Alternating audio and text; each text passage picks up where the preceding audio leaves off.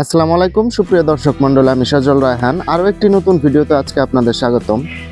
তো আজকে টপিকটা হচ্ছে অযত্নে অবহেলায় যদি আপনি ফেলে রাখেন সেক্ষেত্রে যে আপনার গাছটি ভালো হবে না তা কিন্তু নয়। আর অযত্নে অবহেলায় যে মানুষ বেড়ে ওঠে তারা কিন্তু আসলে জীবনের শেষ পর্যন্ত বেশ অনেক কিছুই করতে পারে।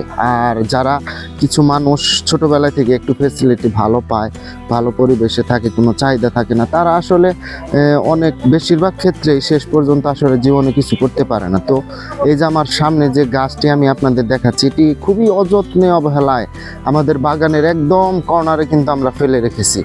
তারপরেও দেখুন এই গাছটিতে কত সুন্দর ফুল এসেছে।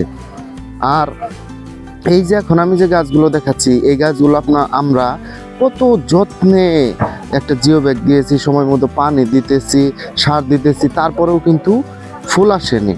এর একটি বিশেষ কারণ হচ্ছে অযত্নে অবহেলায় বেড়ে উঠলে গাছ ফল দেয়, মানুষ ভালো করে, জীবনে প্রতিষ্ঠিত হয়। তার কারণ হচ্ছে যে এই অবহেলার জায়গায় যদি এই গাছটিতে ফল না আসতো তাহলে আমার নজর কিন্তু ওই গাছের দিকে কখনোই যেত না।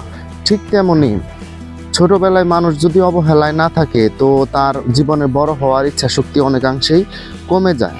তো যাই হোক, আমাদের কাছে কিন্তু এই ধরনের জাম গাছ অনেক ফুল ধরা ফল ধরা আছে। তো এই সিজনে ফুল ধরা জাম গাছ কেনার জন্য আপনারা কিন্তু চলে আসতে পারেন শাহজাহান নার্সারি, সুরুজ বাজার, টাঙ্গাইলে।